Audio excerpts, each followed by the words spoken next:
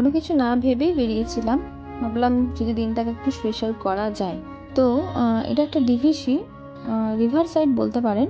এসে খুব ভালো লাগলো, তাই ভাবলাম কিছু কথা আপনাদের সঙ্গে শেয়ার করা যেতেই পারে। তো ফাইনালি আমরা আসলাম, এসে এখানে বসেছি। তো আমি সত্যি কথা বলতে অনেক জায়গায় ঘুরেছি, কিন্তু মানে ফার্স্ট টাইম এখানে আমি রিয়েলাইজ করছি যে আপনি যদি প্রকৃতি প্রেমী হন, আপনি যদি নেচারকে ভালোবাসেন, যদি যদি ভিড় থেকে একটু বেরিয়ে আসতে চান, যদি শোরগোল সাউন্ড এসব থেকে নিজেকে একটু দূরে রাখতে চান, তো বলবো এরকম জায়গায় আপনি আসুন।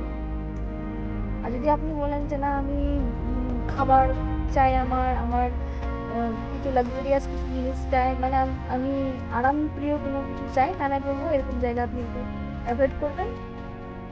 আর এই জন্য আপনাকে স্পেশাল কোনো জায়গা বা স্পেশাল কোনো একটা টুরিস্ট স্পটে যেতে হবে কোনো মানে আপনি ভালো করে চেয়ে দেখবেন যে আপনার আশেপাশেই কোথাও না কোথাও ঠিক এরকম ছোটোখাটো সুন্দর সময় কাটানোর জায়গা আছে। তো দ্যাট দিস আমি সেখানে বসেছি, খুব সুন্দর একটা পরিবেশ, সামনে কত বসার জায়গা আছে। অ্যান্ড